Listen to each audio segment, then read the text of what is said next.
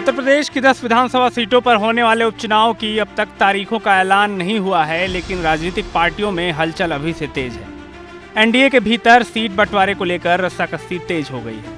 सहयोगी दल आरएलडी और सुभाषपा ने भले ही अभी तक सीटों को लेकर कोई आवाज नहीं उठाई हो, लेकिन निषाद पार्टी के अध्यक्ष और यूपी सरकार में कैबिनेट मंत्री संजय निषाद ने भाजपा पर दबाव बनाने के लिए नया सियासी दांव चल दिया है। संजय निषाद ने बड़ा कदम उठाते हुए सभी 10 सीटों पर पार्टी के 10 विधायकों को प्रभारी के तौर पर उतार दिया है। प्रत्येक सीट पर एक विधायक को जिम्मेदारी दी गई है, जिससे पार्टी ने अपनी उपस्थिति को मजबूत करने का प्रयास किया है। इसे भाजपा पर राजनीतिक दबाव बनाने के कदम के रूप में भी देखा जा रहा है, क्योंकि निषाद पार्टी और भाजपा के बीच सीट बंटवारे को लेकर खींचतान की चर्चाएं जोरों पर है।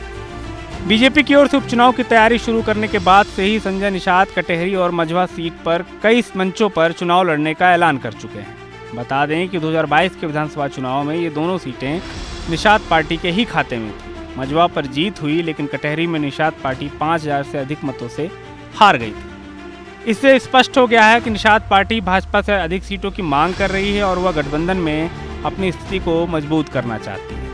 इतना ही नहीं, संजय निषाद ने एक मीडिया चैनल के इंटरव्यू में चौंकाने वाला बयान भी दिया है। संजय निषाद का कहना है कि उनकी पार्टी यूपी की 2 सीटों पर अपने चुनाव चिन्ह पर उम्मीदवार उतारेगी। वहीं लोकसभा चुनाव में अपने बेटे प्रवीण निषाद के चुनाव हारने का ठीकरा भी उन्होंने बीजेपी पर फोड़ दिया है। निषाद पार्टी के मुखिया संजय निषाद का कहना है कि लोकसभा चुनाव में निषाद पार्टी को सिंबल नहीं मिला, जिसकी वजह से कई सीटों पर चुनाव हारे। उन्होंने कहा कि 578 जातियों ने बीजेपी के सिंबल को वोट नहीं किया था। उन्होंने कहा कि निषादों की संख्या बढ़ रही है, बीजेपी को भी इस बारे में सोचना चाहिए, कहीं खामियाजा ना भुगतना पड़े।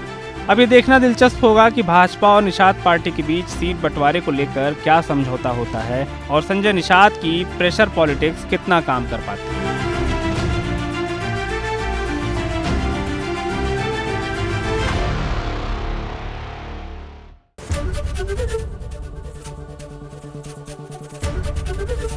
एबीपी गंगा, खबर आपकी, जुबान आपकी।